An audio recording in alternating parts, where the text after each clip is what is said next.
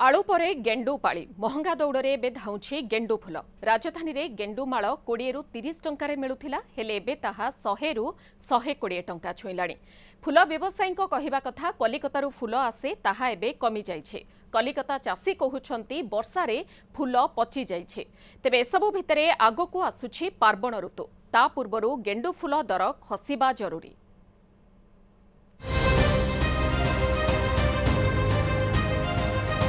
Century park गेंडुमाळ आलू भली महंगा दौड़े आगरे गेंडु। भुवनेश्वर रे गेंडुमाळ 100 रु 120 टंका। जो गेंडुमाळ 20 रु 30 टंकारे मिलुथला ताहा एबे आकाश छुआ। तेणु फुल दुकान रु गेंडुमाळ किनिबाकू ग्राहक चिंतारे। तेबे हठात कौन पाई सेंचुरी धरिला गेंडु तार कारण पचारिबारु फुल व्यवसायी कहते पश्चिम बंगरू फुल आसवा कमी जाइए। कलिकता चाषी कहते वर्षारे सबु गेंडु पचि जाइए। तेबे ए कथारे केते सत्यता ताहा जना पड़ेनी।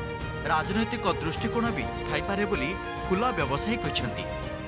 एक्चुअली कलकाता रे वर्षा होउची, वर्षा पई गेंडुटा दाग आसुची जा फल रे भल गेंडु आसी पारुनी।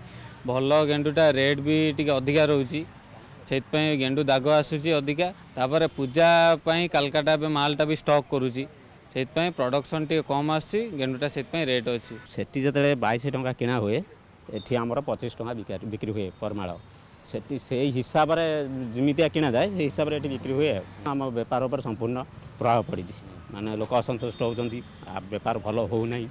गेंडु फुल दाम बढ़िबारु असंतोष जाहिर करिसेंती ग्राहक। ओडिसा रे गेंडु फुल चाष हेउनी पश्चिम बंग उपरे निर्भर करी ए दशा भोगिबाकू पड़ुछि बोली कहिसेंती राजधानी बासिंदा।